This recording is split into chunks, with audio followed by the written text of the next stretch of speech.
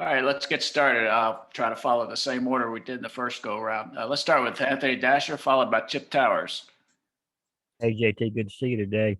Obviously, scoring touchdowns is the ultimate stat in football, but I was wondering when it comes to having a successful, third down conversion, kind of where does that rank on your personal totem pole?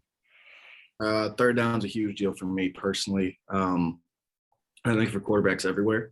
When you talk about third down conversion, when you're in third down, a lot less you can do in terms of play action, a lot less you can do in terms of running the ball, RPOs, a lot of things that make the game easier kind of go away when third down comes. So a lot of third down is just pure drop back passing, something that I've always prided myself with and something that I'm always looking to improve on.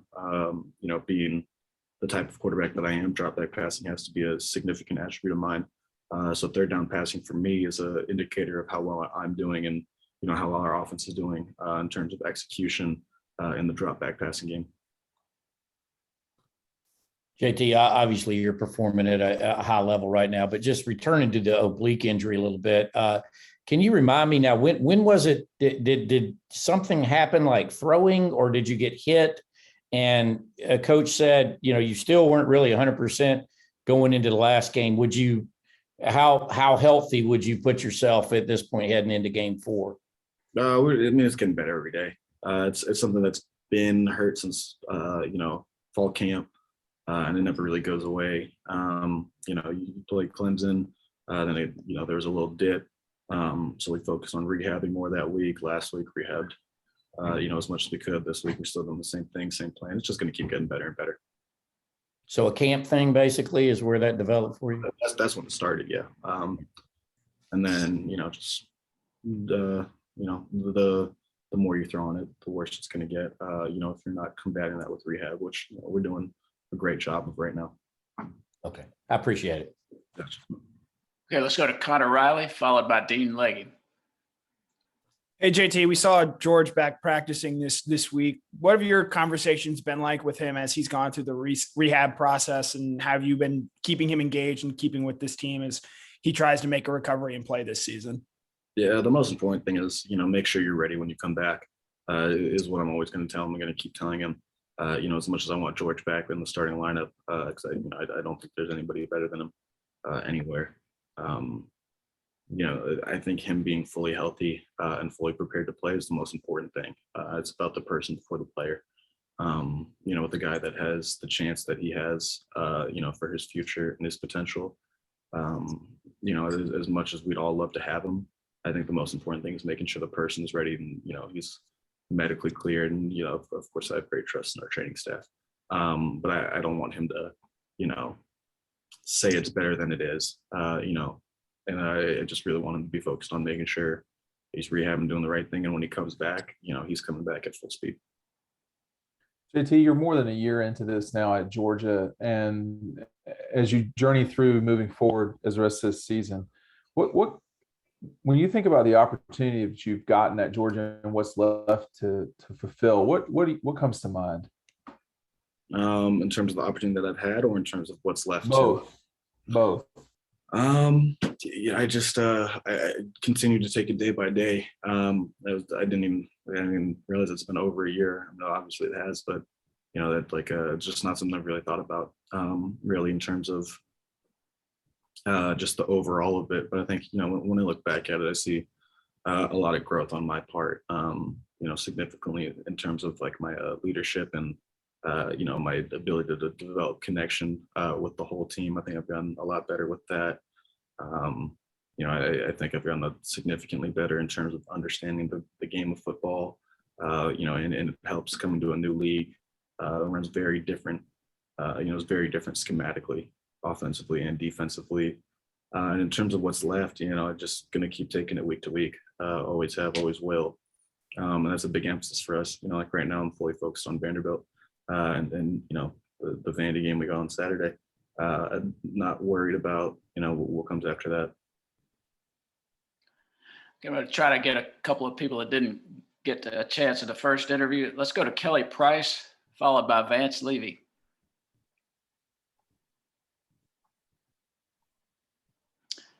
Kelly, you there? Okay, let's go to Vance.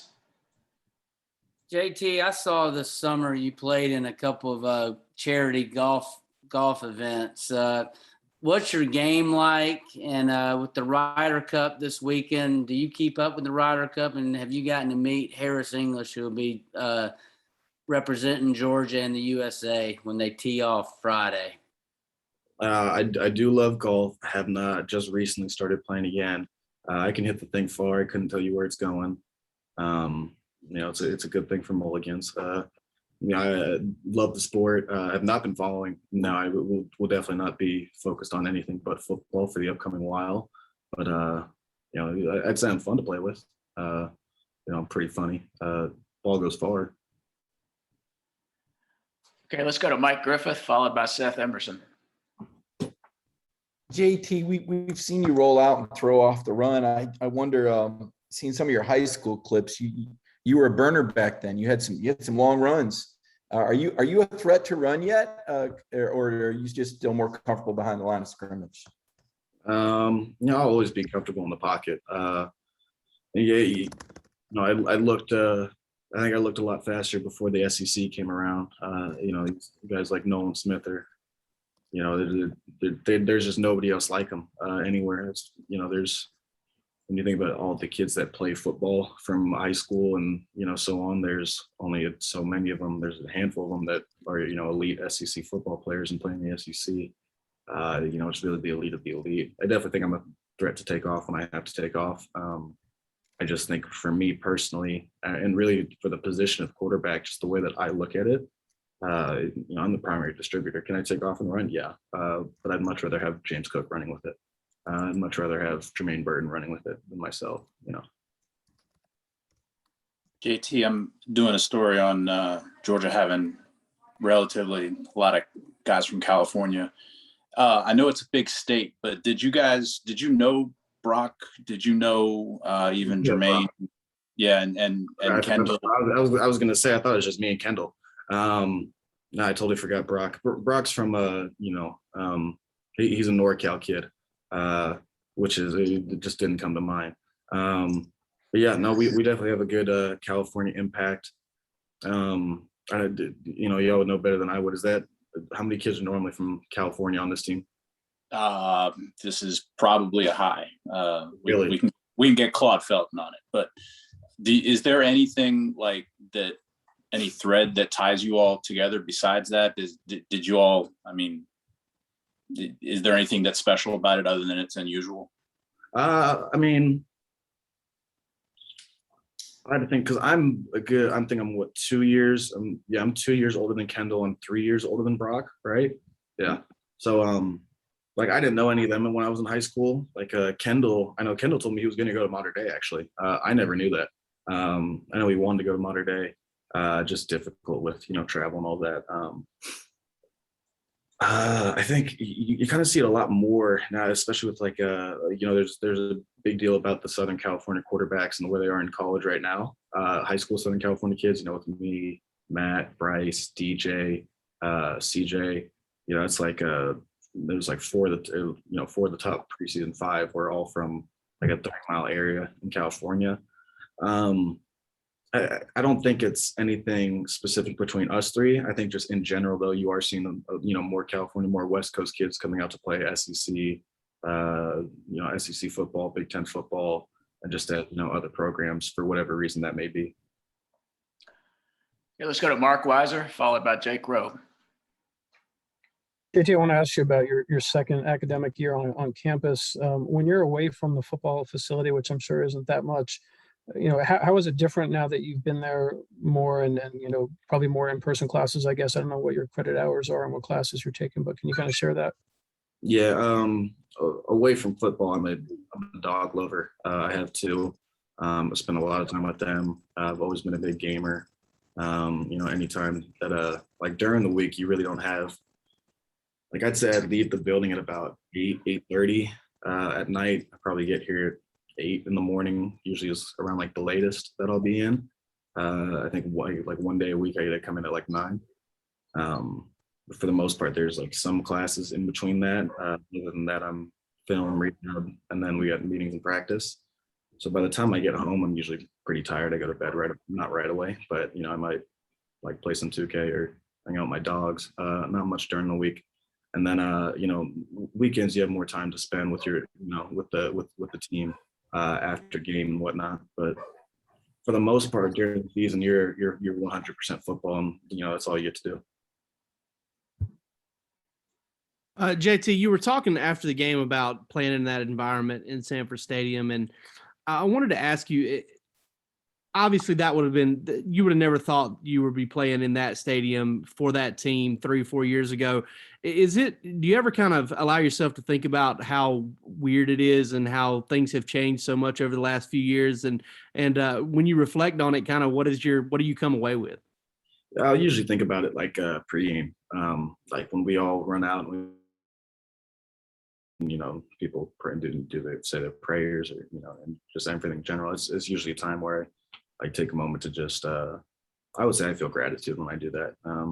Like I go and just think like I didn't even know Georgia was good in high school. Like I had never talked to Coach Smart. I never heard of Coach Munkin.